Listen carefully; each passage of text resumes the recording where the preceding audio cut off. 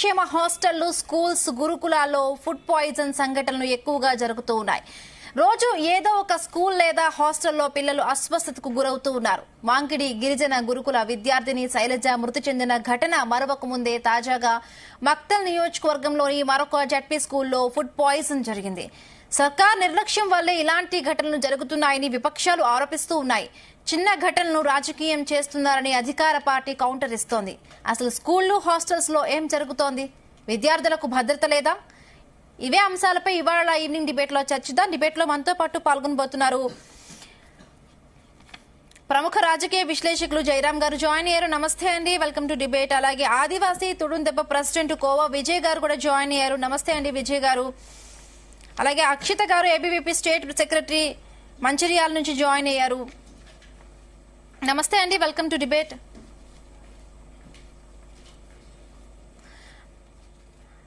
అలాగే బీఆర్ఎస్ నుండి మనకి ఎక్స్బీసీ మెంబర్ ఉపేందర్ గారు కూడా జాయిన్ అయ్యారు. నమస్తే అండి ఉపేందర్ గారు. ముందుగా కోవా విజయ్ గారు మీతోనే స్టార్ట్ చేస్తాను. తెలంగాణలో సంక్షేమ హాస్టల్స్ స్కూల్స్ లో తరచుగా కూడా ఇలాంటి ఘటనలు జరుగుతున్నాయి. ఒక ఘటన వచ్చి గవర్నమెంట్ కూడా చెప్తోంది వాళ్ళు జాగ్రత్తగా చూసుకోండి అంటున్నారు. ఆ టైంలో ఇంకొక ఘటన కూడా జరుగుతుంది. తరచుగా ఇలాంటి ఘటనలు జరుగుతూ ఉన్నాయి. ఏం చెప్తారు? అందరికి జీ తెలుగు న్యూస్ ప్రేక్షకులకు అందరికి గుడ్ ఈవినింగ్. ఈ రోజు అన్మ్యూట్ చేసి మాట్లాడండి. Okay, continue. ఈ రోజు ఏదైతే జరిగిందో కుమ్రం భీం ఆసిఫాబాద్ జిల్లా వాంకడి మండలంలోని ఆశ్రమ పాఠశాల బాలికలలో జరిగిన గత నెల 30 తారీఖు నాడు జరిగింది. ఈ ఫుడ్ పాయిజన్ లో పూర్తి బాధ్యత మాత్రం ప్రభుత్వ వైఫల్యమానని ఈ సందర్భంగా తెలియజేస్తున్నా. ఎందుకంటే ఎన్నో ఏండ్ల నుంచి నిత్యావసర సరుకులు ఏవైతే అక్కడ పాఠశాలలో రావాల్సిన సరుకులు నాణ్యత లేని సరుకులుగా భావిస్తున్నా. ఎందుకంటే ఎక్కడ ఉన్నటువంటి హెచ్ఎం కావచ్చు, మరియు పాఠశాల సిబ్బందికి కూడా కావచ్చు, అదేవిధంగా అధికారులు కావచ్చు, నాణ్యతని ఏ రకంగా కూడా పరిశీలించకుండా ఆ పాఠశాలలకు ఆశ్రమ పాఠశాలలలో ఇక్కడే కాకుండా ఉమ్మడి ఆదిలాబాద్ జిల్లాలోనే కాకుండా అన్ని తెలంగాణ రాష్ట్రంలో కూడా ఆశ్రమ పాఠశాలలపై ఈ రాష్ట్ర ప్రభుత్వం చాలా వైఫల్యం కొనసాగుతుంది. దానికి ఈ రోజు ఒక ఆశ్రమ పాఠశాలలోని ఒక బాలిక 9వ తరగతి విద్యార్థిని శైలజ అనే నిరుపేద కుటుంబానికి చెందిన ఆ విద్యార్థిని ఈ రోజు మృత్యువత పడింది. దీనికి మాత్రం పూర్తి బాధ్యత వహించాల్సింది ప్రభుత్వమే. ఇది ప్రభుత్వ నిర్లక్ష్యమే, ప్రభుత్వ అధికారుల నిర్లక్ష్యమే, ఈ రేవంత్ రెడ్డి నిర్లక్ష్యమైన ఈ సందర్భంగా ఈ ఆదివాసీ హక్కుల పోరాట సమితి తుడుందెబ్బ తరపు నుంచి నేను డిమాండ్ చేస్తున్నాను. రైట్ జయరాం గారు, ఏం చెప్తారండి? తరచుగా కూడా తెలంగాణ సర్కార్ కు సంబంధించి రేవంత్ రెడ్డి దీనికి బాధ్యత వహించాలంటూ కూడా మాట్లాడుతూ ఉన్నారు. తరచుగా ఈ ఘటనలు జరుగుతూ ఉన్నాయి. సో ఈ జరగడానికి ఏంటి కారణం అనుకుంటున్నారు మీరు? మీకు ప్యానెల్లో ఉన్న మిత్రులకు, జీ న్యూస్ ప్రేక్షకులకు, యాజమాన్యానికి నమస్కారాలండి. నేను పదే ప్రభుత్వాన్ని ఇదే అడుగుతున్నాను. ఒకటి వచ్చేసేమో విద్యా వ్యవస్థ ప్రాపర్ గా లేకపోవటము, ఆరోగ్య వ్యవస్థ విచ్ఛిన్నమైపోవటం. విద్యాశాఖ మంత్రిగా సీఎం రేవంత్ రెడ్డి ఉన్నాడు. ఆ శాఖ రేవంత్ రెడ్డి చేతిలోనే ఉంది. ఎందుకు శాఖ తన చేతిలో ఉందనడానికి కూడా నేను విద్యాశాఖను పరిశీలిస్తాను, ప్రక్షాళన చేస్తా అన్నాడు. సో ఇప్పటి వరకు ఏం ప్రక్షాళన చేసిండో, ఏం పరిశీలించిండో రేవంత్ కు మాత్రమే తెలియాలి. ఆరోగ్య శాఖ వచ్చేసి దామోదర్ రాజనరసింహ చేతిలో ఉంది. అంటే హాస్పిటళ్లలో మందులు లేవు, అనారోగ్యం వస్తే చావు తప్ప వేరే దిక్కుతోచని పరిస్థితుల్లో ప్రజలు ఉన్నారు. ఈ మాటను నేను ఇప్పుడు కొన్ని వందలలో అనేక ఛానళ్లలో, తెలుగు ఛానళ్లలో, నేషనల్ ఛానళ్లలో కూడా ఇదే విషయాన్ని నేను మాట్లాడుతూనే వచ్చాను. అయినా కూడా మొద్దు నిద్ర చేస్తున్నది, మొద్దు నిద్ర లాగా బిహేవ్ చేస్తున్నది గత ప్రభుత్వము, ఈ ప్రభుత్వం. ఆ ప్రభుత్వంలో పెద్ద గొప్పతనం ఏం లేదు, ఈ ప్రభుత్వంలో కూడా గొప్పతనం లేదు. ముఖ్యంగా విద్యా వ్యవస్థను ఈ రోజు పరిశీలించడంతో పాటు ప్రక్షాళన చేయాలంటే అక్కడ మౌలిక వసతులు కల్పించాలి, ఆడపిల్లలకు వచ్చేసి సేఫ్టీ సెక్యూరిటీ ఇవ్వాలి, భోజన వసతులు చూడాలి, వింటర్ సీజన్ లో బ్లాంకెట్స్ వగేరా చూడాలి, కింద పడుకునే బిడ్డల పరిస్థితి ఎలా ఉందని సమీక్షించాలి. ఇది ఏది లేదు, దానిపైన ఎవడు సమీక్షించేది లేదు. ఈ రోజు అనారోగ్యం, నేను బేసికల్లీ పీడియాట్రిషియన్ డాక్టర్ని, బేసికల్ గా నేను ఒక డాక్టర్ని, పొలిటికల్ అనలిస్ట్ కంటే ముందు నేను ఒక డాక్టర్ని. అంటే ప్రాపర్ గా మీరు చిన్నపిల్లల్ని చూసుకునేటప్పుడు ఆ హాస్పిటల్ ఇది ఇన్సైడ్ ఆఫ్ ద ప్రెమిసెస్ లో కానీ లేదనుకుంటే దానికి ఇంకా హాస్టల్లో ఇంకొక క్వార్టర్ కనుక ఉన్నట్టు అయితే, ఒక ఫిమేల్ హాస్టల్ అయితే, అమ్మాయిల హాస్టల్ అయితే ఒక ఫిమేల్ నర్స్ సంబంధిత ఫస్ట్ ఎయిడ్ కిట్ ఉండాలి. ఒకవేళ అబ్బాయిల హాస్టల్ అయితే మేల్ నర్స్ సంబంధిత కిట్ ఉండాలి. ఇది ఏది కూడా లేదు, ఆ ప్రభుత్వంలో లేదు, ఈ ప్రభుత్వంలో లేదు, ఏది లేదు. ఎందుకు ఉండదు అంటే ఇక్కడ చదువుకునే బిడ్డలంతా నిరక్షరాస్యుల కుటుంబాల నుంచి వచ్చిన వాళ్ళు, నిరుపేదల నుంచి వచ్చిన వాళ్ళు. వీళ్ళు సస్తే ఎవరు పట్టించుకోరు, మాట్లాడే దిక్కుండదు. వీళ్ళు సచ్చినా బతికినా కూడా పెద్ద ఉపయోగం ఏమి లేదు అనుకున్నది ప్రభుత్వాలు.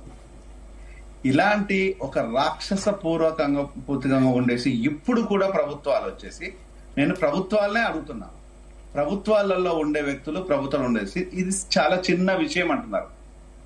చాలా చిన్న విషయం, కరెక్ట్. 4 కోట్ల మందిలో ఒక పాప చనిపోతే చిన్న విషయం. మీ కుటుంబంలో చచ్చిపోతే, మీ బిడ్డనే చచ్చిపోయింది 4 కోట్ల మధ్యలో, 4 కోట్ల జనాభా లోపల మీ బిడ్డ చచ్చిపోయింది. గత ముఖ్యమంత్రి కుటుంబంలో చచ్చిపోయిన్లు, ఈ ముఖ్యమంత్రి కుటుంబంలో చచ్చిపోయిన్లు, గత మినిస్టర్లో చూసిందో ఈ మినిస్టర్లు చచ్చిపోయిన్లు, గత ఆఫీసర్ల లైన్లో చచ్చిపోయిన్లు, ఈ ఆఫీసర్లు చచ్చిపోయిన్లు. ఒక్కరేం కాదు కదా. నీ ఇళ్లలో కుక్కలు పోతే బాధ, మీ ఇళ్లలో మీకు ప్రాబ్లం వస్తే బాధ, మీకు కష్టం వస్తే బాధ. ఇది రాష్ట్రానికి మొత్తం రుద్దుతుంది. కానీ ఒక బిడ్డ, ఆడబిడ్డ చనిపోతే అది చిన్నదల్లా కనిపిస్తుంది. అంటే మానవత్వంతోనే మాట్లాడాల్సిన మాటలు కానే కాదు. ఇక్కడ కావాల్సినది మౌలిక వసతులు సమకూర్చాల్సింది సీఎం రేవంత్ రెడ్డి. సీఎం రేవంత్ రెడ్డి అడిగితే భూత పురాణం మొదలుపెట్టే రేవంత్ రెడ్డి ఇక్కడ ప్రజా శ్రేయస్సు కోసం నేనేదో ఇరగబడుతున్నాను చేస్తున్నాను అనే కథలు చెప్పే రేవంత్ రెడ్డి ఇక్కడ ఏం జరిగింది? ఆ ప్రభుత్వం లోపల 8,270 స్కూళ్లను క్లోజ్ చేశారు. ఇది ఎక్కడెక్కడ క్లోజ్ చేశారంటే ఆదివాసీలు, ఎస్సీలు, ఎస్టీలు ఎక్కడైతే చదువుతున్నారో అక్కడ స్కూళ్లు క్లోజ్ చేసేసారు. ఏమని క్లోజ్ చేశారు? జీరో అడ్మిషన్ పేరు మీద క్లోజ్ చేసేసారు. ఆ జీరో అడ్మిషన్ గురించి సుప్రీంకోర్టు అడిగితే ఏం చెప్పారు అంటే ఇక్కడ ఏమి లేదు అంటే సుప్రీంకోర్టు చివాట్లు పెట్టింది గత ప్రభుత్వానికి. ఏమని చివాట్లు పెట్టిందంటే జీరో అడ్మిషన్ ఉన్న స్కూళ్లను శవాల్లాగా ట్రీట్ చేయమంటారా అని అడిగితే దానికి ఇంతవరకు ఎక్స్ప్లెనేషన్ లేదు ప్రభుత్వం. అంటే ఇది వీళ్లకు ఏ మాత్రం కూడా నీతి నియమాలు లేకుండా బతుకుతున్నారు. ఈ రోజు బై మిస్టేక్ లో కూడా హాస్పిటల్ పోతే హాస్పిటల్ కూడా స్టాఫ్ లేదండి, ప్రాపర్ స్టాఫ్ లేదు, మెడిసిన్ లేదు, కేర్ లేదు. ఒక డ్రామా, ఒక మీడియా ముందు కెమెరాలో రాగానే ఒక డ్రామాను క్రియేట్ గారు. అలాగే స్టూడియో నుంచి జాయిన్ అయ్యారు బీసీ సంక్షేమ సంఘం నేషనల్ ప్రెసిడెంట్ జాజుల శ్రీనివాస్ గౌడ్ గారు. నమస్తే అండి శ్రీనివాస్ గారు. అలాగే బీజేపీ నుండి సునీతారెడ్డి గారు కూడా జాయిన్ అయ్యారు. నమస్తే మేడం. సో ముందుగా సునీతారెడ్డి గారే అన్నాను, రైట్. శ్రీనివాస్ గౌడ్ గారు ఏం చెప్తారు? తెలంగాణ సంక్షేమం తరచుగా కూడా ఇలాంటి ఘటనలు జరుగుతూ ఉన్నాయి. సో ఏం చెప్తారు? అసలు ప్రభుత్వ నిర్లక్ష్యమా జరగడానికి? ఒక పక్కన కొండా సురేఖ గారేమో చెప్తున్నారు ఇంటి నుంచి తీసుకొచ్చిన ఫుడ్స్ తినడం వల్లే ఇలా జరిగిందని చెప్పి ఆవిడ కూడా కామెంట్స్ చేయడం జరిగింది. అంటే వాస్తవంగా ఇంతకుముందు జయరాం గారు మాట్లాడారు, వారు మాట్లాడింది 100% కరెక్ట్. ఎందుకంటే ఇక్కడ చదివేది సంక్షేమ హాస్టల్ కానీ, గురుకులాలు కానీ, ప్రభుత్వ ఆశ్రమ పాఠశాలలు కానీ, కస్తూర్బా స్కూల్స్ కానీ, తర్వాత ప్రభుత్వ పాఠశాలలు కానీ, మిడ్ డే మీల్స్ పెట్టేటువంటి దాంట్లో కానీ ఇక్కడ 2 కారణాలు. ఒకటి ప్రభుత్వంలోని అధికారుల నిర్లక్ష్యం, ఒకటి స్పష్టంగా కొట్టొచ్చినట్టు మనకు కనపడుతుంది. 2 ఇందులో ఉన్నటువంటి వంట చేసేటువంటి కుక్కుల నుంచి మొదలుకుంటే వార్డన్లు, పై ఆఫీసర్ల వరకు ఇందులో ప్రధాన పాత్ర ఉంది. వాళ్ళ పర్యవేక్షణ లేకపోవడం, ఆ తర్వాత ఇన్ని లక్షల మంది, దాదాపు లక్షల మంది స్టూడెంట్స్ ప్రభుత్వ విద్యా వ్యవస్థల్లో వివిధ ఆశ్రమ పాఠశాలలు కానీ, గురుకులాల్లో కానీ భోజనం వాళ్లకు రెడీ చేసి పెట్టేటప్పుడు ఎవరైతే భోజనం వడ్డిస్తున్నారో, ఎవరైతే భోజనం తయారు చేస్తున్నారో వాళ్ళకి మినిమం ట్రైనింగ్ కూడా ఇవ్వరు గవర్నమెంట్. ఇప్పుడు స్కూళ్ళు నడిచేటప్పుడు వాళ్లకు, ప్రభుత్వ పాఠశాలలో స్కూళ్ళు నడిచేటప్పుడు వండి పెట్టేటువంటి వాళ్లకు సెలవులు వచ్చిన తర్వాత వేసవి సెలవుల్లో వాళ్ళకు ట్రైనింగ్ ఇవ్వాలి, మినిమం ట్రైనింగ్ ఇవ్వాలి. కానీ మినిమం ట్రైనింగ్ కూడా ఇవ్వడం లేదు. కాబట్టి వాళ్లకు చుట్టుపక్కల ఉన్న పరిసరాలు కానీ, తర్వాత వండే విధానం కానీ, ఆ తర్వాత సరిపోయినటువంటి దానికి ఏమంటే మెటీరియల్ లేకపోవడం కానీ, ఆ తర్వాత ప్రభుత్వం ఇచ్చేటువంటి రేషన్ కానీ, అదేవిధంగా ఇవన్నీ ఒక కారణమైతే, రెండోది మెచ్చార్జీలు పెంచకపోవడం. పౌష్టికాహారం అందియాలంటే ఇవాళ మెచ్చార్జీలు పెంచాలి. మెచ్చార్జీలు పెంచాలని చెప్పి మేము కొట్లాడినప్పుడు 7 సంవత్సరాల కింద గత ప్రభుత్వం పెంచింది, ఏదో అరకొరగా పెంచింది.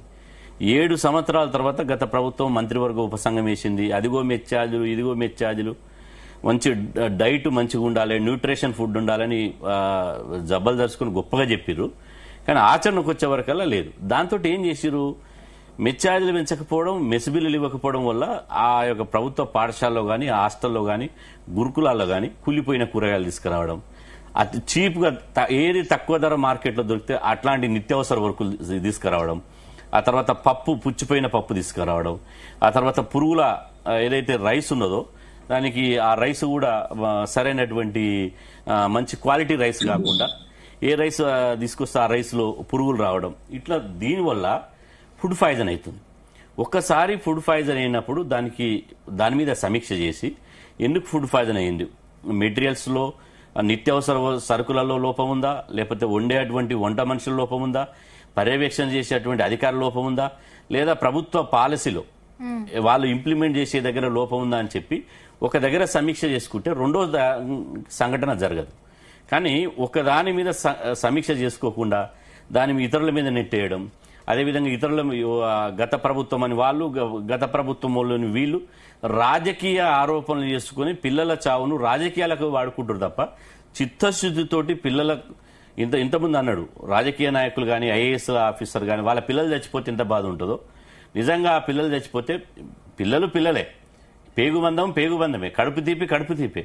ఆ పిల్లలు విలవిలలాడి చనిపోతుంటే ఒక పేద తల్లులు ఎంత తల్లడిల్లిపోతారో ఒకసారి మానవత్వంతో ఆలోచించవలసినటువంటి అవసరం ఉంది. కాబట్టి ఇక్కడ స్పష్టంగా ఏంటంటే 48 మంది పిల్లలు చచ్చిపోయారని అంటున్నారు. గతంలో ఉన్నటువంటి ఇక్కడ అంటే ఓపెన్ గా మాట్లాడుకోవాలి పార్టీలకు ఖచ్చితంగా, గతంలో ఉన్నటువంటి బీఆర్ఎస్ ప్రభుత్వంలో కూడా ఇబ్బడి ముబ్బుడుగా కనీసం ప్రభుత్వ సంబంధించినటువంటి సొంత భవనాలు లేకపోవడం, విశాలమైనటువంటి గదులు లేకపోవడం, ఇలా అద్దెలు చిన్న అద్దె కిరాయి ఏమంటారు కిరాయి బంగ్లాలలో, కిరాయి రూమ్లలో చేర్చడం, ఒక రకంగా చెప్పాలంటే పందుల దొడ్డిల్లాగా, కోళ్ల షెడ్ల లాగా చిన్న బిల్డింగ్లలో 100 మంది నక్కేయడం. ఇవాళ వాష్రూమ్ అక్కడనే ఉంటుంది, బాత్రూమ్ ఇక్కడనే ఉంటుంది, కిచెన్ ఇక్కడనే ఉంటుంది, వేరు ఉండాల్సింది. కాబట్టి విపరీతంగా వాళ్ళు రెసిడెన్షియల్ పాఠశాలలు తెరవడం రాజకీయ పబ్బం కోసం ఒక స్టూడెంట్ మీద 1,25,000 రూపాయలు ఖర్చు చేస్తుందని చెప్పారు సంవత్సరానికి ప్రయాణం. 1,25,000 రూపాయలు ఖర్చు చేస్తే చాలా మంచి భోజనం దొరుకుతుంది. ఇప్పుడు ప్రైవేట్ రెసిడెన్షియల్ స్కూల్స్ ఉన్నాయి, వాళ్ళు 60,000 70,000 తీసుకోవడం మంచి భోజనం పెడుతున్నారు. మరి 1,25,000 ఖర్చు చేసినప్పుడు ఆ 1,25,000 రూపాయలు ఎవరి జేబులో పోతాయి? కాబట్టి ఇక్కడ ప్రధానంగా ఆలోచించవలసింది, ప్రభుత్వంలో కూడా లోపాలు ఉన్నాయంటారు. 100% ఉన్నాయి. గత ప్రభుత్వము కనీసం దాని మీద సమీక్ష చేయకుండా రాజకీయంగా లబ్ధి పొందడానికి మేము గురుకులాలు పెడుతున్నాము, తర్వాత ఇది పెడుతున్నాము, 1,25,000 ఖర్చు చేస్తున్నామని చెప్పి నేను అనేది ఏంటంటే, మీరు శాంక్షన్ చేశారు గవర్నమెంట్ బిల్డింగ్ ఉంటేనే రెసిడెన్షియల్ స్కూల్. రెసిడెన్షియల్ కాన్సెప్ట్ ఏంది?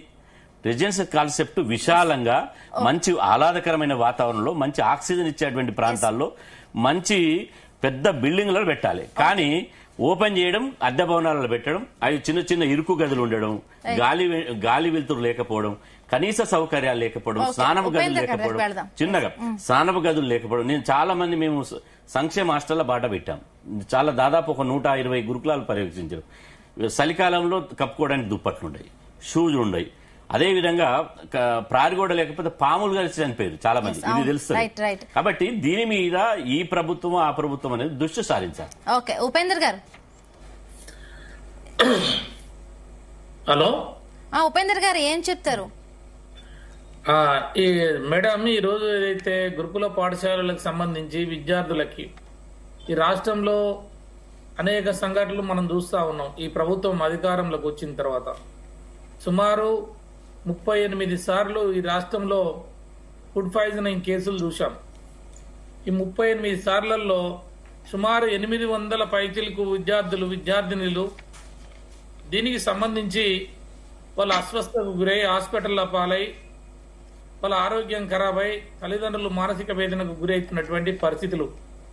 ఇప్పటికీ లెక్క చూస్తే ఈ రోజుకి 48 మంది పిల్లలు చనిపోయినట్టు గురుకుల పాఠశాలలో మనం ప్రతిరోజు వార్తలు చూస్తా ఉన్నాం. దురదృష్టం ఏంటంటే ఈ రాష్ట్రంలో ఈ ప్రభుత్వం వచ్చిన తర్వాత ఈ పేద వర్గాల పట్ల, ఈ హరిజన గిరిజన దళిత వర్గాల పట్ల, వెనుకబడిన వర్గాల పట్ల వాళ్ళకి చిన్న చూపు ఉన్నది మేడం. అందుకే ఈరోజు వాళ్ళకి ఏ మాత్రం కూడా చీమ కుట్టినట్టు కూడా ఈ ప్రభుత్వం దీని మీద సమీక్ష చేయకపోవడం, కన్సర్న్ మంత్రులు గాని కూర్చొని అసలు ఏం జరుగుతున్నది గురుకుల పాఠశాలల్లో, అక్కడ పారిశుధ్యం ఏంటి, అక్కడ నాసిరకం భోజనాలతోటి కుళ్ళిపోయిన వస్తువులు, మరి కుళ్ళిపోయిన కూరగాయలు, బాధ్యత లేకుండా ఆఫీసర్లు తమ విధులకు హాజరు కాకుండా నైపుణ్యం లేని కూరగాయలు కానీ సరుకులు కానీ అదేవిధంగా వంట చేసే వాళ్ళు కానీ పారిశుధ్యం కానీ ఎక్కడ కూడా వాళ్ళకి ఈ పేద వర్గాల పట్ల ఇంతమంది చనిపోతున్నా కూడా ఇంత దుర్మార్గంగా వాళ్ళు మంత్రి ఈరోజు ఆమె మాట్లాడిన పద్ధతి కానీ, ముఖ్యమంత్రి గారు దీని మీద సమీక్ష చేయకపోవడం కానీ, ఆ మంత్రులు ఆయా శాఖల యొక్క ప్రిన్సిపల్ సెక్రటరీ కానీ లేకపోతే సంబంధిత అధికారులు జిల్లా కలెక్టర్లు కానీ ఇవాళ నారాయణపేట జిల్లాలో జరిగిన సబ్జెక్ట్ కానీ, మంచిర్యాలలో జరిగింది కానీ, ఇవాళ కొమరంభీం జిల్లాలో వాంకిల్లో జరిగింది కానీ, నేడు ఇంత 1-2 గంటల క్రితం మహబూబ్ నగర్ జిల్లాలో జరిగింది కానీ ఏమిటండి ఇది? ఇవాళ దేశం యొక్క భవిష్యత్తు తరగతి గదుల మధ్యలో నిర్మితమవుతుందని చెప్పి మనం విన్నాం. అదేవిధంగా ఈ వర్గాల ప్రజల పిల్లలకు మంచి శరీరం, మంచి భోజనం, మంచి ఆరోగ్యం ఉండాలంటే హాస్టల్లో వీళ్ళ శరీర దారుఢ్యాన్ని మరి నిర్మించడం జరుగుతుంది. ఇలాంటి ఈ పక్షాల పట్ల చిన్న చూపుతోటి చూడటం చాలా దౌర్భాగ్యమైన పరిస్థితి అండి. ఇది ప్రభుత్వం యొక్క నిర్లక్ష్య వైఖరికి నిదర్శనము. పేద విద్యార్థులు వాళ్ళు చదువుకుంటే బాగుపడతారు, వాళ్ళకు మంచి భోజనం పెడితే వాళ్ళు వాళ్ళు గొప్ప విద్యార్థులు అవుతారని చెప్పేసి ఈ రోజు ప్రభుత్వం ఈ రకంగా నిర్లక్ష్యానికి గురి చేయడం అనేది ఇలా మెజారిటీ ప్రజలను ఇబ్బంది పెడుతున్నటువంటి ఈ ప్రభుత్వ విధానాలని భారత రాష్ట్ర సమితి పార్టీగా దీన్ని తీవ్రంగా ఖండిస్తా ఉన్నాం. జరిగిన మరణాలకు మేము సంతాపాన్ని వెలిబుస్తా ఉన్నాం.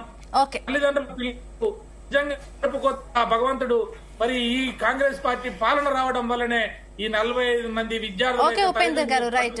చాలా మంది ఇంకా ప్యానెల్ లో ఉన్నారు, గెస్ట్లు ఉన్నారు, మాట్లాడదాం. మీ దగ్గరికి మళ్ళీ వస్తాను. రైట్, అశోక్ సార్ జాయిన్ అయ్యారు జూమ్ లో. మొన్న జరిగిన నారాయణపేట హాస్టల్లోనే మళ్ళీ ఇది జరిగింది. సో ఏంటి, ప్రభుత్వం కళ్ళు తెరవలేదా? ఎందుకు తరచూ ఇలాంటి ఘటనలు జరుగుతున్నాయంటే ఏం చెప్తారు? ఇక్కడ వరుసగా సంఘటనలు జరుగుతూ ఉన్నప్పటికీ కూడా ప్రభుత్వాలు మేల్కోవడం లేదు. వరుస సంఘటనలు చనిపోయే పరిస్థితి, ఇంత ఘోరమైన పరిస్థితి. కేవలం వీళ్లకు ఎలాంటి చిత్తశుద్ధి లేదండి.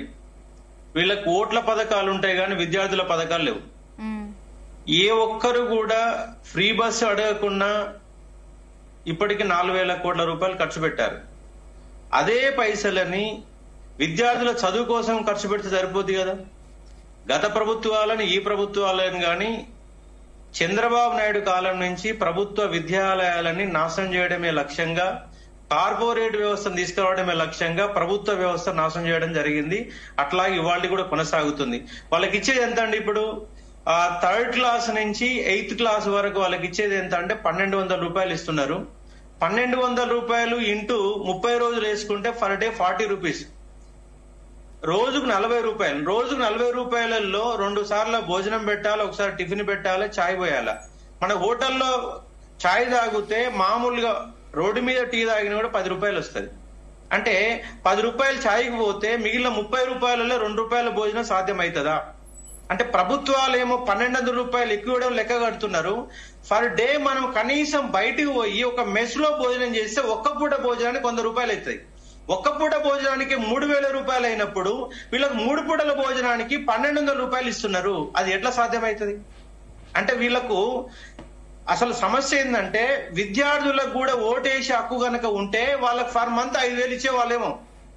వాళ్ళకి ఓటు హక్కు లేదు కాబట్టి వాళ్ళకు కొలిసి ₹3.40, ₹5.50, ₹8.10 ఏం లెక్కలండి ఇవ్వండి.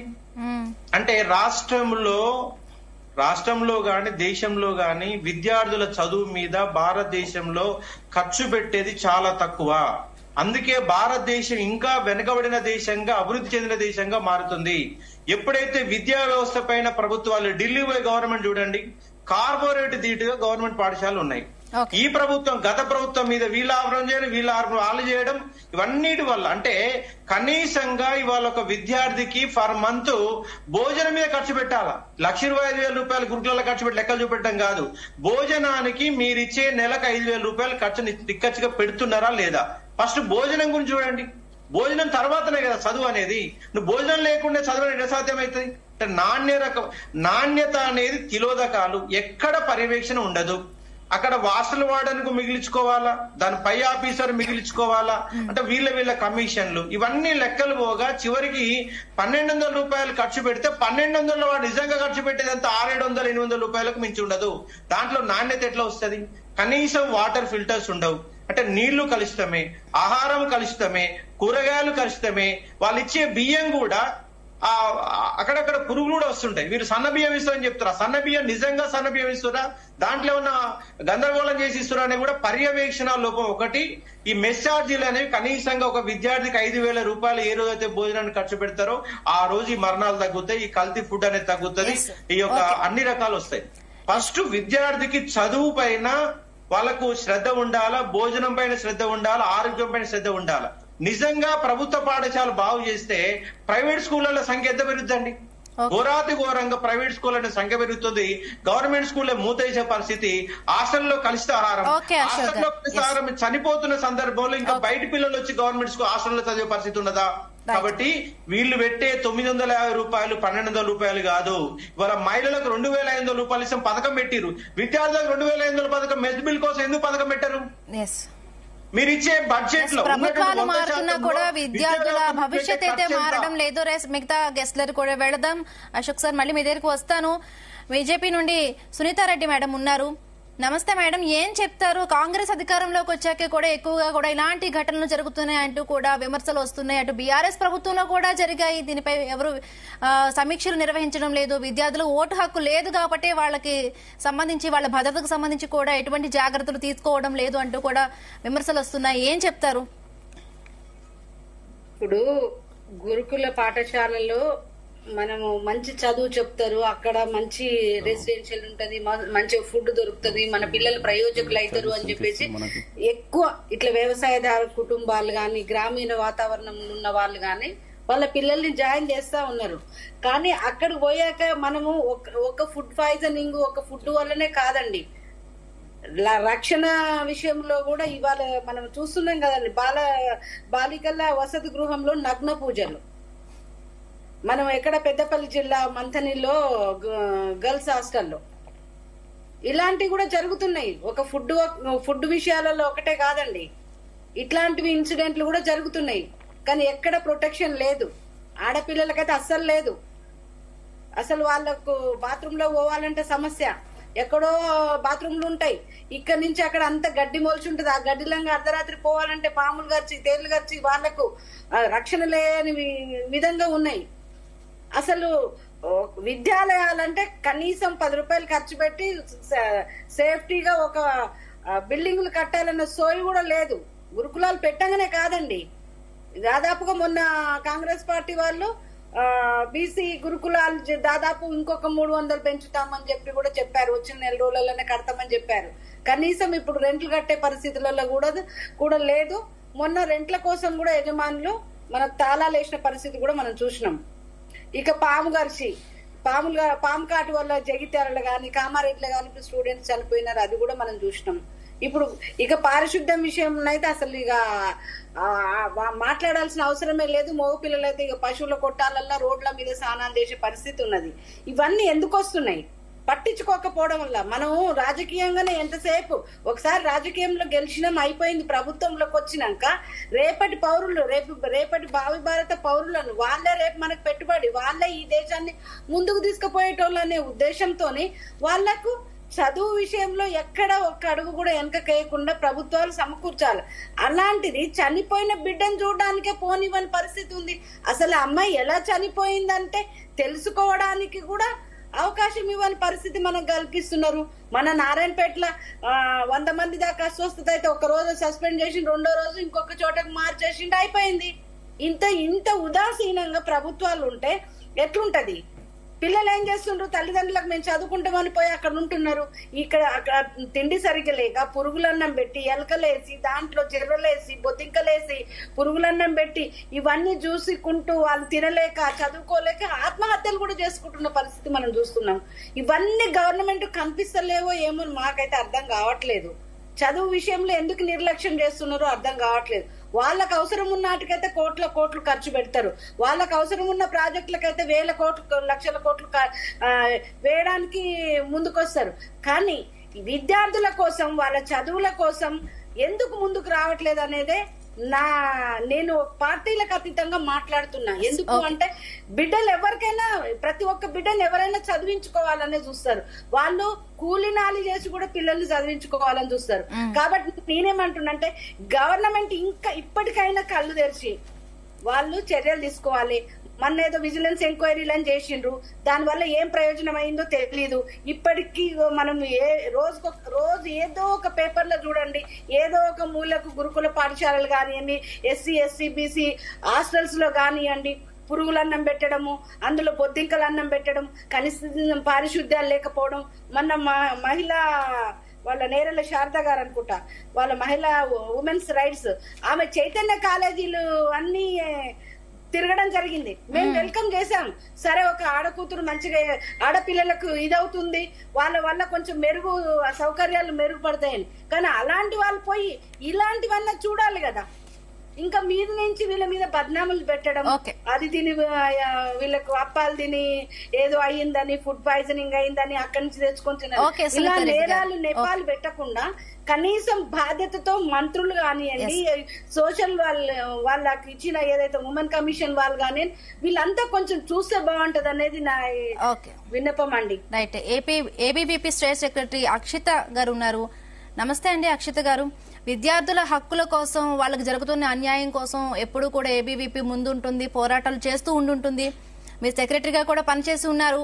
సో ఏం చెప్తారు? సంక్షేమ హాస్టల్లో తమ పిల్లలను చదివించాలంటే కూడా తల్లిదండ్రులు భయపడే పరిస్థితి నెలకొందా? అవునండి. ముందుగా అందరికీ నమస్కారం. నా పేరు మామిడి అక్షిత, అఖిల భారత విద్యార్థి పరిషత్ రాష్ట్ర కార్యవర్గ సభ్యురాలు. అయితే మనం చూస్తే మన తెలంగాణ రాష్ట్రంలో ఎలాంటి విషయాలు హల్చల్ అవుతాయి అంటే రాజకీయానికి సంబంధించిన విషయాలు మాత్రం హల్చల్ అవుతాయి. ఇంకా విద్యార్థులు ప్రతిపక్షం ఎంత ప్రశ్నించినా కూడా మన కాంగ్రెస్ పార్టీ లాంటి పార్టీ మాత్రం ప్రతిపక్షాన్ని ఎప్పుడు కూడా న్యాయం కోసం పోరాటం చేస్తే జైళ్ళకే పంపుదామని చూస్తుంది, కానీ వాళ్ళకి ఆ అన్యాయాన్ని న్యాయంగా మలుచుదామని ఎప్పుడు చూడదు. ఇప్పుడు ఎట్లయితే మనం కార్పొరేట్ కాలేజ్లు, కార్పొరేట్ స్కూల్స్ ఇవి చూస్తే వాళ్ళు వీళ్ళకి ఫండ్స్ ఇస్తారు, వీళ్ళు మంచిగా రాజకీయంగా మంచిగా ఉంటారు కాబట్టి వాళ్ళపైకి వీళ్ళు ఏంటంటే అటాక్స్ చేయరు. ఇంతకు ముందు కేసీఆర్ సార్ ఏమన్నారంటే కార్పొరేట్ విద్యా వ్యవస్థని పొలిమేర వరకు తరిమి కొడతా అన్నారు. పొలిమేర వరకు కాదు, మన ఇదేంటి కనీసం ఒక చిన్న చీమ కూడా వాళ్ళకు పుట్టలేదు. అదే మన బీసీ, ఎస్సీ, ఎస్టీ వర్గాలు చదివే ఈ సంక్షేమ పాఠశాలలు ఏమైతే ఉన్నాయో అక్కడ నెలకొక ఆత్మహత్య జరుగుతుంది, నెలకొక ఫుడ్ పాయిజన్ జరుగుతుంది. మన అధికారులు ఎవరైతే ఉన్నారో వాళ్ళు ఎవరు కూడా అక్కడికి వెళ్ళి మాట్లాడరు ఈవెన్. ఎందుకంటే ఈ రోజు నిన్న తను చనిపోయిన తర్వాత హై టెన్షన్ నెలకొంది మన ఆసిఫాబాద్ జిల్లాలో. ఈ రోజు మన ఆసిఫాబాద్, మంచిర్యాల, గోదావరి కానీ ఇవేమైతున్నాయో గిరిజన బిడ్డలు ఎక్కువగా ఉండే ప్రాంతాలు ఇవి. మరి అలాంటి గిరిజన బిడ్డలు ఉన్నప్పుడు, పేద ప్రజలు ఉన్నప్పుడు అసలు ఎవరు పోతారు? ఇట్లాంటి ప్రభుత్వ పాఠశాలకు ఎవరు పోతారు? పైసలు లేని వాళ్ళు పోతారు. పైసలు లేని వాళ్ళు పోయినప్పుడు వీళ్ళ ఓట్లతోనే వాళ్ళు గెలిచిండు. ఆ ప్రభుత్వానికి ఆ మాత్రం చిత్తశుద్ధి ఉండదా ఈ పేదోళ్ళని ఆదుకోవాలని, పేద బిడ్డలను ఆదుకోవాలని? ఈ రోజు ఈ మహిళలు ఎవరైతే ఉన్నారో ఇట్లాంటి ఫుడ్ తిని వాళ్ళకి థైరాయిడ్ వస్తుంది, పీసీఓడి వస్తుంది, ప్రెగ్నెన్సీ ఇష్యూస్ వస్తున్నాయి వాళ్ళు మ్యారేజ్ చేసుకున్న తర్వాత. ఎందుకంటే వాళ్ళు ఇలాంటి ఫుడ్ తీసుకోవడం వల్ల. ఈవెన్ కొంతమంది విద్యార్థులు ఎట్లుంటారు అంటే వాళ్ళ పేరెంట్స్ వాళ్ళు ఫుడ్ పెట్టలేక గవర్నమెంట్ స్కూల్స్ కి పంపుతున్నామని చాలా సార్లు చాలా సందర్భాలలో ఈవెన్ ఒక స్టూడెంట్ లీడర్ లాగా మేము పోతే కూడా చెప్పిన సందర్భాలు ఉన్నాయి. ఓకే, ఇంకా అక్కడ పనిచేసే వాళ్ళు కూడా ఎట్లుంటారంటే నీట్నెస్ అనేది ఉండదు మొత్తానికి.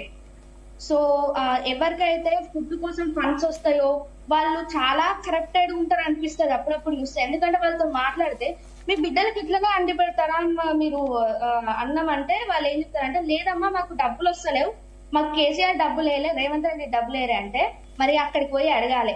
మరి ఇట్లాంటి చిన్న పిల్లల మీద ఆడపిల్లల మీద ఇట్లాంటి పక్షపాత ధోరణి చూపిస్తే అన్యాయం జరిగేది ఎవరికి? మన బిడ్డలకే కదా.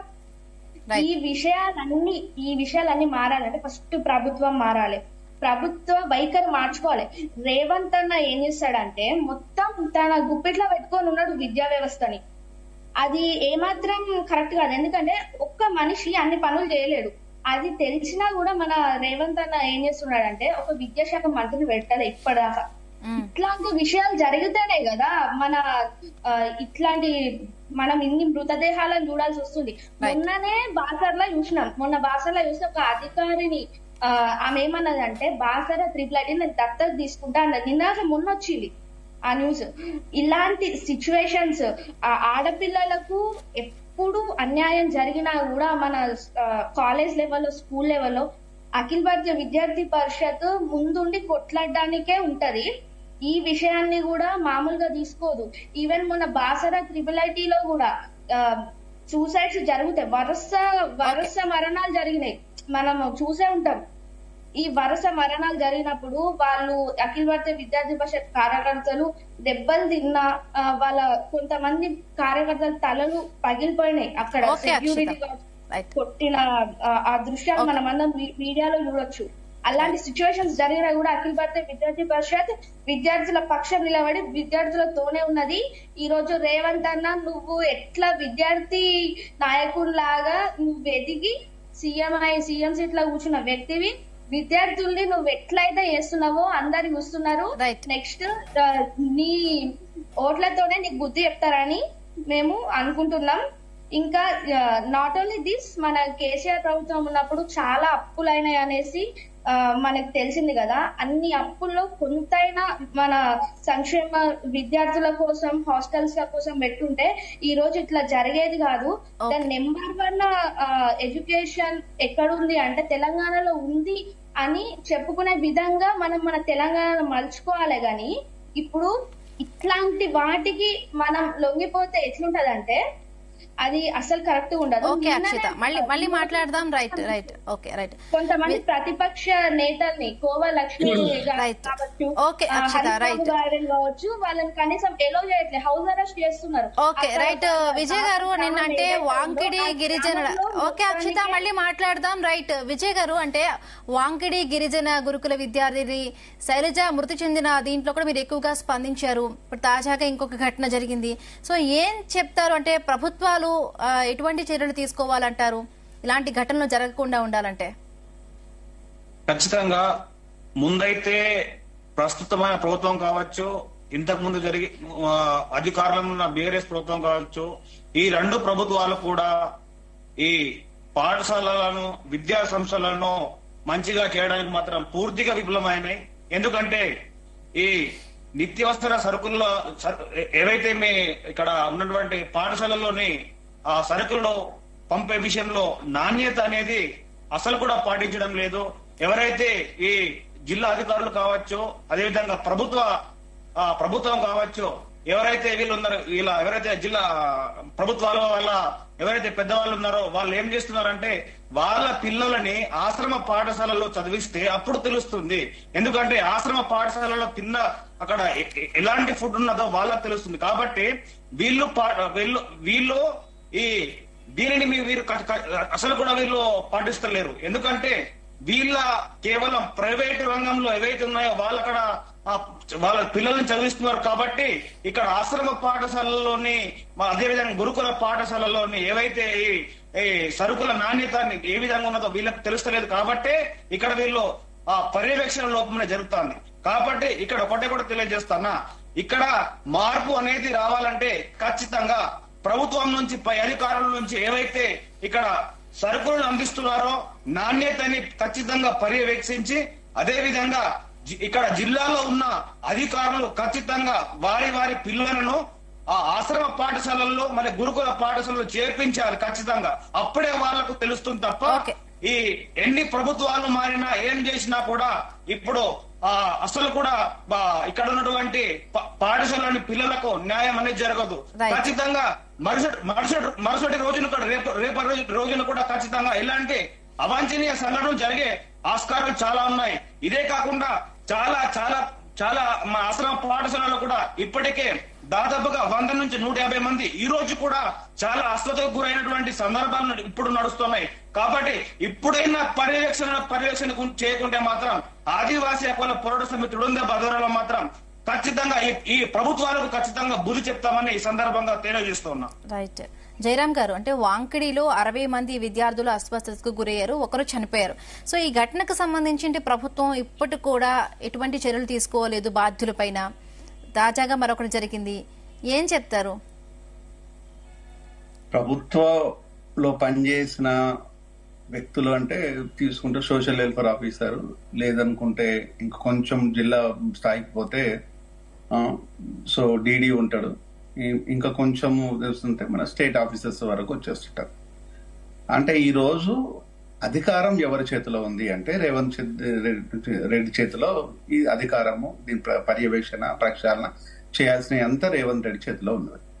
రేవంత్ రెడ్డిని స్వయంగా కలిసే అవకాశము పాఠశాలలకు ఉండే విద్యార్థి తల్లిదండ్రులకు ఉండదు. ఆ పోయే బిడ్డలకు రేవంత్ రెడ్డిని కాదు గనక అక్కడ ఎంఈఓను కలవాలన్న విషయం కూడా తెలియదు. ఆ వాళ్ళను ఎంఈఓను పక్కన పెట్టేస్తే లాస్ట్ కు ఆ వార్డను కూడా కలిసి ఇక ఉండే పరిస్థితులను వివరించి ఏంది అడుగుదామన్నా కూడా సరైన ఆన్సర్ చెప్పారు. ఎందుకు ఇదంతా జరుగుతుంది అంటే వీళ్ళ కేటాయింపులు ముఖ్యంగా ఈ స్కూళ్ల పైన వీళ్ళ విద్యా వ్యవస్థ మీద కేటాయింపులు అంటే <2% అంటే ఈ దేశం లోపల తీసుకున్నా లేకపోతే ఈ రాష్ట్రంలో తీసుకున్నా కూడా <2%. మిగతా ఏ దేశంలో తీసుకున్నా కూడా మినిమం 16% నుంచి 26% తీసుకుంటారు. కేటాయింపులు ఉంటాయి ఇది అలొకేషన్స్ లో, బడ్జెట్ అలొకేషన్స్ లోపల. అంటే ఈ <2% ఎందుకు వీళ్ళు క్యాలిక్యులేషన్ లో తీసుకుంటున్నారు అంటే ఇక్కడికి వెళ్లే బిడ్డలంతా ఓన్లీ నిరక్షరాస్యులు, నిరుపేద బిడ్డలే కాబట్టి వీళ్ళను పట్టించుకునే నాదుండడు, మాట్లాడటం ఎవరు ఉండరు. ఒకవేళ మాట్లాడినా కూడా రాజకీయాలను పులిమిపుంచుకొని మాట్లాడుతుంటారు. వీళ్ళ శవాలతోనే రేపు రాజకీయం చేయడం కోసం వస్తారే తప్పితే ఈ బిడ్డల తల్లిదండ్రులు రారు అనేది ఓడిపోయిన బీఆర్ఎస్ తెలుసు, గెలిచిన కాంగ్రెస్ తెలుసు. ఎందుకంటే శవాల మీద ఇద్దరు పోటాపొడిన యుద్ధం ప్రకటిస్తున్నారు కాబట్టి తెలుసు. అంటే ఇది ఒక అంశం. ఇంకో నెక్స్ట్ అంశం వచ్చి ఇదే బిడ్డలకు ఏదన్నా వస్తే అలర్ట్ గా మనం తీసుకొని అసలు చావకుండా, ఫుడ్ పాయిజన్ అనేది is a very common problem. అది చాలా సింపుల్ ప్రాబ్లం. ఫుడ్ పాయిజన్ లోపల చచ్చిపోతున్నారంటే ఫుడ్ పాయిజన్ మనం ఇక్కడ అనుమానించాల్సింది ఫుడ్ పాయిజన్ కాదు. అది ఈ రోజు ఆరోగ్య వ్యవస్థ ఎంత క్షీణింపబడింది అనేది మనం ఆలోచించాలి. ఆరోగ్య వ్యవస్థ కనుక ప్రాపర్ గా ఉన్నట్టు అయితే ఇమీడియట్ గా పిల్లల్ని డిహైడ్రేట్ అవుతారు, తీసుకొచ్చి ఐవీ సెలైన్స్ పెట్టేసి వాళ్ళని కనుక ప్రాపర్ యాంటీబయాటిక్ ఇచ్చేసి, యాంటీబయాటిక్ కూడా ఏముంటుంది సిఫ్రాన్ మెట్రోజిన్ అంత కొడితే వాటి కాస్ట్ వచ్చేసి 100 రూపాయలు కూడా ఉండదు. ఐవీ సెలైన్స్ వచ్చేసి 20-30 రూపాయలు ఉంటుంటది. అంటే ఇవి కూడా లేవు, ఇవి కూడా ప్రాపర్ గా లేదు. ప్రోబాక్టిన్ అనే టాబ్లెట్స్ లేవు, ఏది ఈ రోజు లేదు. నేను హాస్పిటల్లో దగ్గర రాష్ట్రం మొత్తం తిరిగాను. హాస్పిటళ్లలో ఏ హాస్పిటల్లో ఏముందంటే ఏ హాస్పిటల్ చూసినా ఏముంది అంటే ఏమి లేవు. ఓన్లీ హాస్పిటల్ బిల్డింగ్లు ఏమున్నాయి, మొత్తం మోసమే. డాక్టర్లు లేరు. గాంధీ మీకు ఎగ్జాంపుల్ చెప్తున్నాను. ఇది బీఆర్ఎస్ కాంగ్రెస్ ఏం చెప్తారో విందాము. ఇది ఎగ్జాంపుల్ చెప్తున్నాను. ఒక వైపు వచ్చేసేమో మనకు గాంధీ హాస్పిటల్ ఏ స్టేట్ కు ప్రతిష్టాత్మకంగా మనము ఫీల్ అవుతున్న హాస్పిటల్ అది, నోడల్ సెంటర్. అందులోపల ప్రొఫెసర్స్ లేక 5 నుంచి 10 మంది ఉండాల్సిన ప్రొఫెసర్లకు ఒక డిపార్ట్మెంట్ కి ఒక్క ప్రొఫెసర్ ఉంటాడండి. ఇది గాంధీ హాస్పిటల్ ఉన్న దుస్థితి. నెక్స్ట్, అప్పటి హరీష్ రావు ఆరోగ్య శాఖ మంత్రిగా ఉండి తను ప్రతిష్టాత్మకంగా నెలకొల్పిన సిద్దిపేట గవర్నమెంట్ హాస్పిటల్ కనుక చూసినట్టు అయితే ఒక చిన్న షెడ్ లో ఉంది, చిన్న బిల్డింగ్ అది. ఇప్పుడు కొత్త బిల్డింగ్ లోకి షిఫ్ట్ కాలేదు, అక్కడ కూడా ఒక్కడే ప్రొఫెసర్ ఉంటాడు. అంటే ఈ విషయాన్ని హరీష్ రావు మాట్లాడు, రేవంత్ మాట్లాడు. హరీష్ రావు మాట్లాడాల్సిన అవసరం లేదు, ఎందుకంటే తన లోపాలు రేవంత్ ఎత్తి చూపిస్తాడు కాబట్టి. రేవంత్ మాట్లాడు, ఎందుకు మాట్లాడారు? ఇప్పుడు తన లోపాలు హరీష్ రావు ఎత్తి చూపిస్తాడు కాబట్టి. అంటే వీళ్ళ తప్పులను కప్పిపుచ్చుకోవడం కోసము ఒకరిని ఒకరు కాపాడుకుంటూ వచ్చేసి దీనికి బలిపశువులుగా మారుతున్న బిడ్డలు ఎవరంటే, నేను పదే చెప్తున్నాను, నిరుపేద బిడ్డలు మాత్రమే. ఇక్కడ కులాలకు మతాలకు కొంచెం ఫుల్ స్టాప్ పెడదాము. నిరుపేద బిడ్డలు మాత్రమే. ఈ నిరుపేద బిడ్డలకు యుద్ధం ప్రకటించే ప్రతిపక్ష పార్టీలు, మేము గొప్పగా చేస్తున్నామన్న అధికార పార్టీలు, మీ బిడ్డలకు కూడా ఇదే గతి పడితే మనం ఇలానే చూస్తూ కూర్చుంటామా అనేది ఒక్కసారి మనసు పెట్టి మానవత్వంతో మనుషుల్లాగా ఆలోచించండి. ఒక్కసారి ఆలోచించండి. మన బిడ్డలకు కూడా ఇలా జరిగితే ఇలానే మాట్లాడతామా? ఇదే చేస్తామా? ఈ డ్రామానే చేస్తుంటామా? అంటే ఈ రోజు చచ్చిపోయిన వాటిని లెక్కలు చెప్తున్నది బీఆర్ఎస్. చచ్చిపోయింది ఒక్కడే కదా, జరిగినప్పుడల్లా ఒక్కడే కదా అని చెప్తున్నది కాంగ్రెస్. ఈ రోజు బీఆర్ఎస్ కాంగ్రెస్ ను ప్రజలు ఏ విధంగా అర్థం చేసుకోవాలంటే, ఈ రోజు వీళ్ళు చేసేది రాజకీయం మాత్రమే. ప్రభుత్వంలో ఉన్నప్పుడు బీఆర్ఎస్ చేసింది రాజకీయమే, ఇప్పుడు కాంగ్రెస్ చేస్తున్నది రాజకీయమే. అంటే ఈ రోజు రాజకీయ పార్టీలు రాజకీయం చేస్తే తప్పితే పాలన పైన వీళ్ళకు చిత్తశుద్ధి లేదు, పాలకులాగా వ్యవహరిస్తలేరు. వీళ్ళు జమీందారి, జాగీర్దారి, ఇంకా చెప్పాలంటే రాజుల్లాగా వ్యవహరిస్తున్నారు. అంటే ఈ రోజు ఈ రాచరిక పోకడల అహంకారంతో గత ప్రభుత్వాన్ని మూసీ నదిలో తొక్కిన విషయం రేవంత్ తెలియదా? ఈ రోజు రేవంత్ ప్రభుత్వం తొక్కేయడం పెద్ద ప్రాబ్లమా? 4 కోట్ల ముందు నువ్వు ఎంత?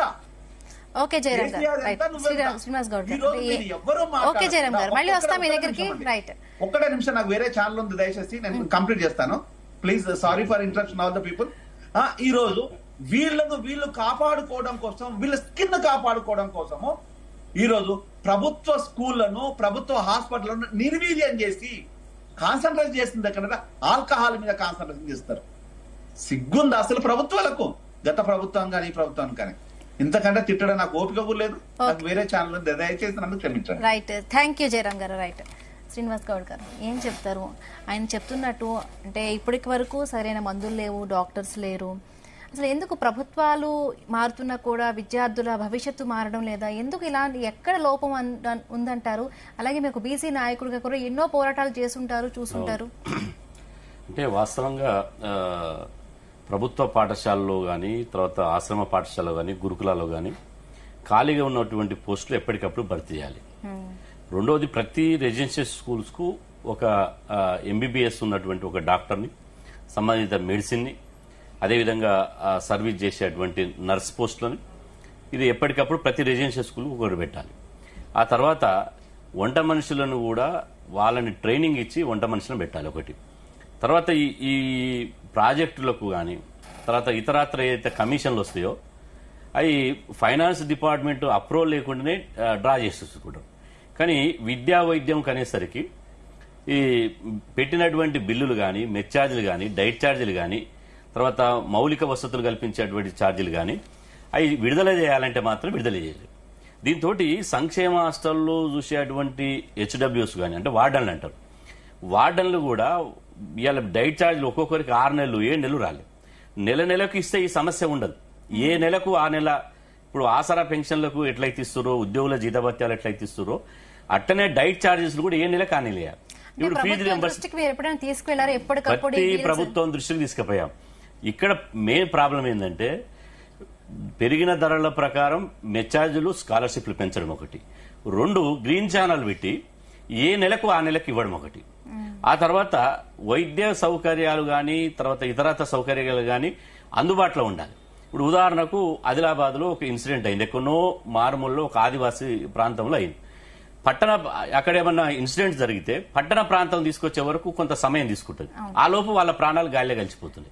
కాబట్టి దీని మీద దృష్టి సారించవలసిన అవసరం. ప్రభుత్వాల యొక్క ఫస్ట్ ప్రాధాన్యత ఏంటంటే విద్యా వైద్యం మీద ఉండాలి.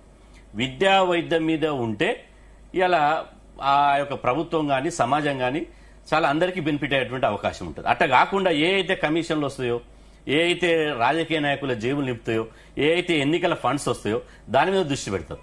ఇక్కడ ప్రభుత్వాలని పక్కన పెట్టవలసిన అవసరం లేదు. వాస్తవంగా ఇంతకుముందు మా అన్న చెప్పిండు డైట్ ఛార్జీలని. ఇప్పుడు ఈ మధ్యనే 8వ తారీఖు నాడు జీవో ఇచ్చారు. 8వ తారీఖు నాడు 11/11/2024 డైట్ ఛార్జెస్ టీఆర్ఎస్ ప్రభుత్వంలో 950 అంటే కాంగ్రెస్ ప్రభుత్వంలో 1330 చేశారు. ఏది 3rd class to 8th class. 8th class నుంచి 10th క్లాస్ 1540 రూపాయలు చేశారు. అంటే 40% పెంచారు. అదేవిధంగా కాలేజ్ హాస్టల్ విద్యార్థులకు 2100 రూపాయలు పెంచారు. అంటే 40% మెచ్చార్జీలు పెంచారు. కానీ మెచ్చార్జీలు పెంచడం ఇక్కడ ముఖ్యంగా మెచ్చార్జీలు పెంచవలసిందే. కానీ ఎవ్రీ ఇయర్ ఎక్కడైతే నిత్యావసర వస్తువుల ధరలు పెరుగుతాయో ఆటోమేటిక్ గా మెచ్చార్జీలు పెరగాలి. ఇప్పుడు పాల ఎగ్జాంపుల్ మీకు చెప్తే అది క్షేత్రస్థాయిలో చూస్తేనే అర్థమవుతుంది. పాల ధర మార్కెట్లో 50 రూపాయలు ఉంటుంది, గవర్నమెంట్ 30 రూపాయలు ఇస్తుంది. అప్పుడు ఏం చేస్తాడు? నాసి రకమైనటువంటి పాలు, ఆ తర్వాత అవుట్డేటెడ్ పాలు, డేటు దిగిపోయినటువంటి పాలు, లేకపోతే కల్తీ పాలు కొనడం మూలంగా దీంతో ఇట్లా పుట్టిపోయినటువంటి అవకాశం ఉంటుంది. కాబట్టి ప్రభుత్వము దీని మీద దృష్టి సారించాలి. ఇప్పుడు ఉదాహరణకు సంక్షేమ హాస్టల్లో ఉండిపెట్టే వర్కర్లు వాళ్లకు దాదాపు 8 నెలలే వాళ్ళ శాలరీస్ ఇవ్వక, వాళ్ళ శాలరీస్ ఎంత తక్కువ, వాళ్ళకి 8,000 ఇస్తారు. ఆ 8,000 కూడా నెల నెలకి ఇయ్యరు. 8 నెలల సంది ఒక్కొక్కరు శాలరీ. ఐఏఎస్ల జీతాలు 2 లక్షలు ఉంటాయి. ఆ 2 లక్షలు నెల నెలకి ఇస్తారు. కానీ వంట చేసేటువంటి వర్కర్ల జీతాలు మాత్రం నెలల తరబడి అంటి పెట్టుకుని ఉంటారు. కాబట్టి దీని మీద ఇట్లాంటి సంఘటనలు రావద్దంటే ఇప్పుడు ప్రభుత్వం కూడా రేవంత్ రెడ్డి గారు కూడా విద్యా కమిషన్ వేశారు. ఏది ఆకునూరు మురళి గారిని అద్భుతమైనటువంటి రిటైర్డ్ ఐఏఎస్ ఆఫీసర్ విద్యా కమిషన్ వేశారు. విద్యా కమిషన్ తో పాటు దీని మీద సలహా ఇవ్వడానికి మళ్ళీ సలహా మండలి కమిషన్ వేశారు. కాబట్టి ఈ విద్యా కమిషను సలహా కమిషను దీని మీద దృష్టి సారించాలి. దృష్టి సారిస్తేనే ఇవన్నీ జరుగుతాయి. గతంలో కూడా ఉన్నాయి, కానీ మేము కడుపులో పెట్టుకున్నాం. మేము బయట చెప్పలేదు. ఎందుకు అంటే ఈ గురుకులాల మీద బయట ఒక ప్రాపగండం చేస్తే పేద పిల్లలు ఇక్కడికి రావడానికి భయపడిపోతారు, చదువుకోవడానికి భయపడిపోతారా. అందులో పోతే నరక కూపాలైనాయట, అందులో పోతే చావు తప్ప ఇంకోటి లేదు, చదువు లేదు, భవిష్యత్తు లేదు. రేపు భవిష్యత్తులో డాక్టర్లు కావాలనుకున్న వాళ్ళు, ఇంజనీర్లు కావాలనుకున్న వాళ్ళు వాళ్ళ భవిష్యత్తు అంతా ఆగమైపోతుందనే భయపడిపోతారు. కాబట్టి గతంలో చెప్పలేదు. ఇప్పుడు కూడా ఏంటంటే ప్రతిపక్షాలు ప్రతిరోజు జరిగిన దానికి 1, 2, 3.4 అనేది లెక్క పెడుతున్నారు. కాబట్టి దీని మీద కొంత ఎక్కువ జరగాల్సిందంతా ఎక్కువ జరుగుతుంది. కానీ అంతిమంగా దేనికి ఉపయోగపడుతుంది? ఇది ప్రభుత్వ హాస్టల్ గాని గురుకులాలు గాని ఇట్లా ఒక బ్యాడ్ ఒపీనియన్ బిల్డప్ కావడం మూలంగా కార్పొరేట్ విద్యా సంస్థలకు ఉపయోగపడుతుంది. కార్పొరేట్ విద్యా సంస్థలు కూడా చాలా మంది ఫుడ్ పాయిజన్ అవుతుంది, చాలా మంది పిల్లలు చచ్చిపోతున్నారు, చాలా మంది వలసలు పోతున్నారు. చాలా ఎంత గందరగోళం.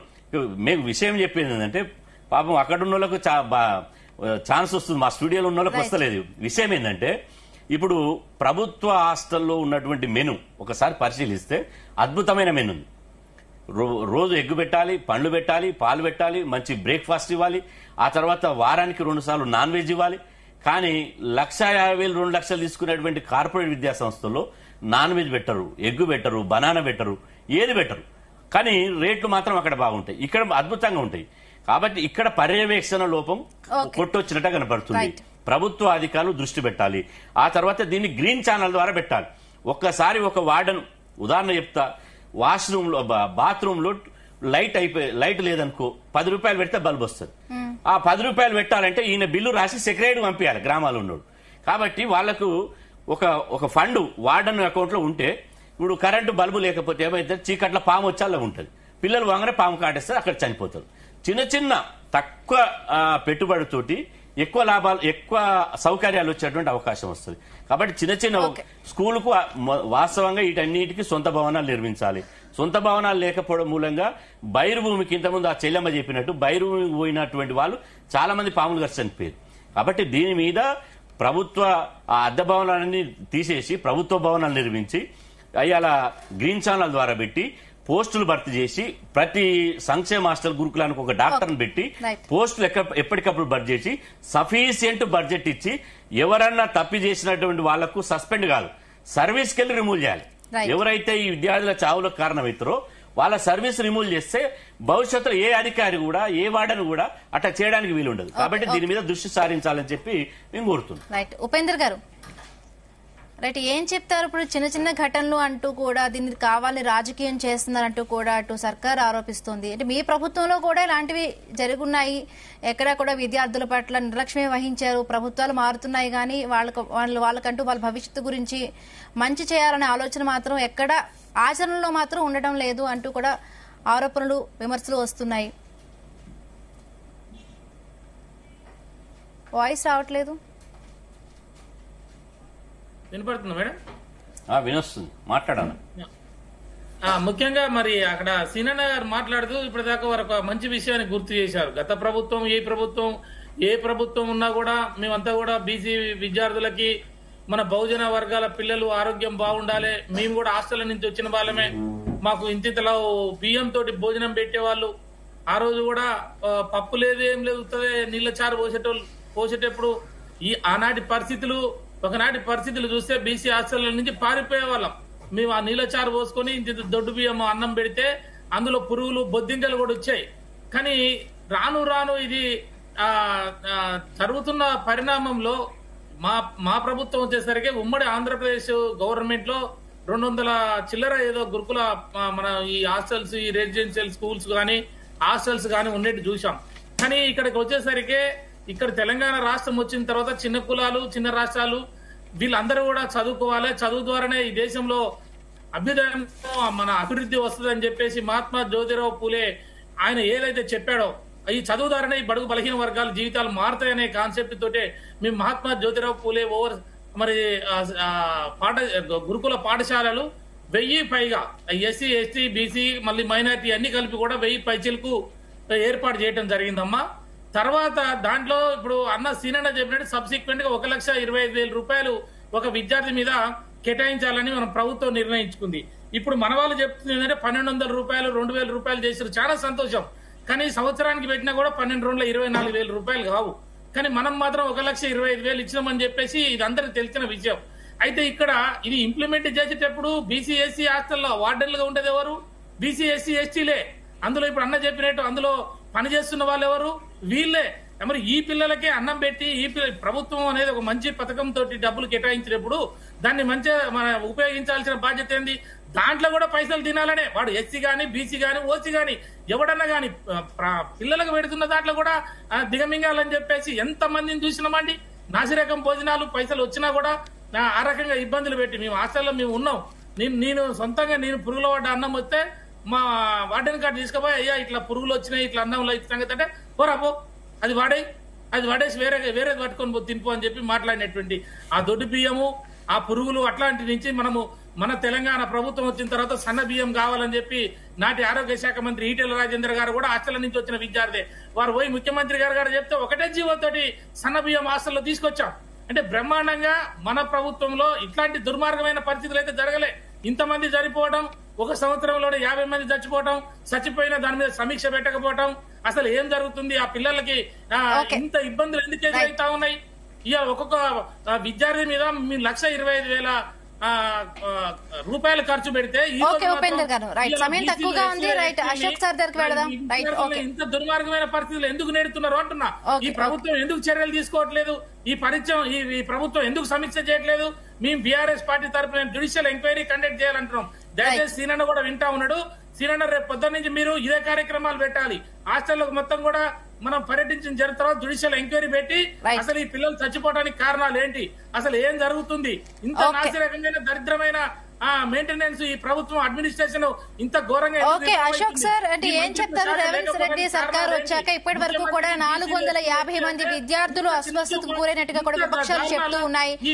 చనిపోవాల్సిందేనా? ఓకే ఉపేందర్ గారు, రైట్, సమయం తక్కువగా ఉంది. ఇలాంటి ఘటనలు జరగకుండా ఉండాలి అంటే ఏం చేయాలి అంటారు? ఫైనల్ గా చెప్పండి అశోక్ సార్, ఏం చెప్తారు? వహిస్తూ ఇక్కడ మంత్రులు గాని ముఖ్యమంత్రి గాని రాజీనామా చేయాలని మేము అడుగుతున్నాం. రైట్ ఇలా పదవిలో వాళ్ళు కొనసాగడానికి చెప్పి అడుగుతా ఉన్నాం. Okay right. Okay madam. ఇల్లంక సీనన్న కూడా వాస్తవిక దృక్పథంలో మాట్లాడారు. అంటే వంట మనిషి కానించి ఏం జరుగుతుందనే వాస్తవిక దృక్పథంతో మాట్లాడారు. అన్న ఆల్రెడీ అంశాలు చెప్పాడు కాబట్టి నేను ఏమంటున్నంటే, ఒకటి మొట్టమొదటిది పర్యవేక్షణ అనేది సరిగ్గా ఉండాల. పర్యవేక్షణ అనేది కరెక్ట్ గా పై స్థాయి నుంచి కిందాక పర్యవేక్షణ ఉంటే అది కొంత మెరుగుపడడానికి అవకాశం ఉంది. రెండోది, సంక్షేమ హాస్టళ్లలో అవినీతి అనేది సర్వసాధారణం. మినిమం గా 1200 రూపాయలు ఖర్చు పెడితే దాంట్లో ఒక 30% నిధులు అవినీతి రూపంలో పోతున్నాయి. అంటే కింది స్థాయిలో హాస్టల్ వాడని కావచ్చు, పై స్థాయిలో అధికారి కావచ్చు, ఆ పై స్థాయిలో అధికారులు కావచ్చు, అవినీతి అనేది తగ్గేయాలి. ఇప్పుడు ప్రభుత్వంలో పేరుకు సంక్షేమ హాస్టల్లో సంక్షేమం అనేది మిస్ అవుతుంది. వాళ్ళ గవర్నమెంట్ ఓటు పథకాలు 3 పథకాలు పెట్టిందండి. ఇంటి బిల్లు ఎవరిని అడిగిరా మాకు ఫ్రీ ఇవ్వని ఎవరు అడగల. బస్సులో ఫ్రీగా మహిళలకు ఫ్రీ ఇవ్వని అడిగిరా అంటే ఎవరు అడగల. ఫ్రీగా గ్యాస్ ఇవ్వని ఎవరిని అడిగిరంటే ఎవరులే. ఈ 3 పథకాల మీద ప్రభుత్వము కనీసం ఒక 15,000 కోట్ల రూపాయలు ఖర్చు పెడుతుంది. అదే 15,000 కోట్ల రూపాయలు విద్యా వ్యవస్థ మీద ఖర్చు పెడితే దేశంలో రాష్ట్రం అనేది ఇంకా అద్భుతంగా ముందు పోవడానికి అవకాశాలు ఎక్కువ ఉంటవి. వీళ్ళు ఓట్ల పథకాలు కాకుండా నిజమైన అభివృద్ధి, విద్యాభివృద్ధి, దేశాభివృద్ధి, విద్యా వైద్యం అనేది ప్రైవేట్ అనే పదం లేకుండా టోటల్ గవర్నమెంట్ వ్యవస్థలోనే పనిచేయాలా. ఎమ్మెల్యే కొడుకు గవర్నమెంట్ స్కూల్ పోవాలా, టీచర్ కొడుకు గవర్నమెంట్ స్కూల్ పోవాలా, కలెక్టర్ కొడుకు గవర్నమెంట్ స్కూల్ పోవాలా. ఇలాంటి ఒక చట్టం గనక విద్యా వైద్యంలో తీసుకొస్తే విద్యా వైద్యం అభివృద్ధి జరిగితే నీ ఏ సంక్షేమం అవసరం లేదండి. రైతులకు ఇచ్చే మీకు రైతు బంధు అవసరం లేదు, ఏ బంధు అవసరం లేదు. కరెక్ట్ విద్యా వైద్యం 2 ఫ్రీగా ఇస్తే సరిపోతుంది. వాళ్ళ ప్రైవేట్ స్కూళ్ల వైపు అడుగులు వేయడానికి కారణాలు అవుతున్నాయి. కాబట్టి ప్రభుత్వంలో పర్యవేక్షణ పెరగాల, అవినీతి తగ్గాలి. దీనిలో కనీసం బడ్జెట్ లో 20% నిధులను విద్యా వ్యవస్థ పైన ఖర్చు పెట్టాలా. వాళ్ళు ఢిల్లీ ప్రభుత్వం ముందడుగు వేసి విద్యా వ్యవస్థ పైన అట్లా అన్ని కేంద్రమే అసలు విద్యా వ్యవస్థ తీసుకుపోయి కేంద్రంలో ప్రవేశపెట్టి స్పష్టంగా తీసుకొచ్చి ఇంకా ముందు పోవడం కూడా అవకాశాలు ఎక్కువ ఉంటాయి. రాష్ట్రాలలో విద్య అనేది మనకు ఉమ్మడి జాబితాలో ఉన్నప్పటికీ, కేంద్ర రాష్ట్ర ప్రభుత్వాలు ఉన్నప్పటికీ దీన్ని కంప్లీట్ గా ఈ రాష్ట్ర ప్రభుత్వాలు ఒక్కొక్క దాన్ని ఒక విధానం చేసింది. దీనిపైన కేంద్ర ప్రభుత్వమే సమగ్రంగా ఒక బడ్జెట్ ప్రవేశపెట్టి విద్యా వ్యవస్థలో మార్పులు తీసుకొస్తే విద్యాభివృద్ధి జరిగితే రాష్ట్రాభివృద్ధి జరుగుతుంది. ఆ విషయం మన పాలకులకు అంటడం లేదు. కేవలం అధికారంలోకి రావడమే లక్ష్యంగా పనిచేస్తున్నారు తప్ప విద్యా వైద్య నిర్లక్ష్యం చేస్తున్నారు. ప్రభుత్వ ఆసుపత్రి పోతే ఎంత అధ్వానంగా ఎంత ఘోరంగా ఉంటుందో చూసుకోవచ్చు. ఇవాళ నేను చదువుకున్నాను కాబట్టి నా పిల్లలు ప్రైవేట్ స్కూల్లో పంపిస్తున్నా. వాళ్ళు సీనియర్ చదువుకున్నాడు కాబట్టి ప్రైవేట్ స్కూల్లో పంపిస్తున్నాం. మేము కూడా గవర్నమెంట్ స్కూల్ పంపాలంటే ఒక వ్యవస్థ, ఒక చట్టం తీసుకొచ్చి అసలు ప్రైవేట్ అనే పదమే లేకుండా పోతే నేను పర్యవేక్షణ, నేను పోయి స్కూల్ పోయి నిలదీస్తా, సీనన్న పోయి ప్రతిరోజు స్కూల్లో నిలదీస్తాం, ఒక కలెక్టర్ పోయి నిలదీస్తాడు, ఒక ఎమ్మెల్యే నిలదీస్తాడు. అప్పుడు విద్యా వ్యవస్థలో ఈక్వాలిటీ, సమానత్వ హక్కు చట్టం చెప్పడం కాదు, విద్యలో సమానత్వం ఉండాలా. ప్రైవేట్ అనే పదం లేకుండా సమానత్వ చట్టాన్ని విద్యా వ్యవస్థలో కంప్లీట్ గా అమలు చేస్తే దేశము, రాష్ట్రము ప్రపంచంలోనే అగ్రగామి ఉండడానికి అవకాశాలు ఎక్కువ ఉంటాయి. ఎందుకంటే ఇవన్నీ అందరు చర్చిస్తూనే ఉన్నారు కాబట్టి నేను ఒక మనలాంటి దేశంలో అవన్నీ కూడా సాధ్యమే అంటారా అశోక్ సార్? ఎందుకు సాధ్యం కాదు? ప్రభుత్వాలు తలుచుకుంటే కంపల్సరీ అయితే. ప్రభుత్వాలు అధికారంలోకి రావడమే లక్ష్యంగా చదువుకుంటున్నారు. అధికారంలో రావడమే లక్ష్యం తప్ప వాళ్ళు ప్రజలేం చేస్తున్నారని లక్ష్యం కాదు. ఓటు అనేది ముఖ్యం తప్ప ఆ ఓటు వల్ల ఎవరు ప్రయోజనం పొందుతున్నారనేది ముఖ్యం కాదు. ఇవి ఇంటి ఫ్రీ కరెంటు ఎవరు అడిగిరండి? ఇది ఓటు పథకమా, సంక్షేమ పథకమా? సంక్షేమం హాస్టల్లో వదిలిపెట్టి, విద్యా వ్యవస్థను వదిలిపెట్టి ఇవన్నీ కూడా పక్కన పెట్టుకొని నిధులన్నీ అక్కడ పెట్టేసి అప్పులు తీసుకొచ్చి అప్పులను 40% మిత్తిలు కట్టి అన్ని రకాలు. ఇప్పుడు అన్నాడు గ్రీన్ ఛానల్ ప్రతి మంత్ కంపల్సరీగా జీతం ఇవ్వాలా, వంట మనిషి జీతం ఇవ్వాలా, ఏ నెల బిల్లు ఆ నెలకి ఇవ్వాలా. కొంత మెరుగుపడడానికి అవకాశాలు ఎక్కువ ఉంటాయి. అవినీతి తగ్గిస్తే మెరుగుపడడానికి అవకాశం ఉంటది. పర్యవేక్షణ ఉంటే కొంత ఈ మరణాలు తగ్గడానికి ఈ పొల్యూషన్, వాటర్ కూడా కరెక్ట్ గా మెయిన్ ఏంటంటే వాటర్ పొల్యూషన్ వల్ల మోటు జరుగుతుంది. అన్న చెప్పినట్టుగా ఎక్కడ కూడా కూరగాయలు కూడా చివరి నిమిషంలో ఆశలు వాడాలంటే ఎప్పుడు పోతారండి కూరగాయల మార్కెట్ కి? రాత్రి 9:30 పోతారు. విద్యా వ్యవస్థలో మార్పులు వచ్చాక డెఫినెట్ గా ఇలాంటి ఘటనలు కూడా తగ్గుముఖం పడతాయంటూ కూడా అశోక్ సార్ చెప్తూ ఉన్నారు. రైట్, చూసారు కదా, ఇది ఇప్పటి వరకు. నమస్తే అండి, థ్యాంక్ యూ సో మచ్ అండి శ్రీనివాస్ గౌడ్ గారు డిబేట్ లో పాల్గొన్నందుకు. అశోక్ సార్, అలాగే జయరాం గారు, అక్షిత గారు, విజయ్ గారు. సో చూసారు కదా, ఇది ఇవాళ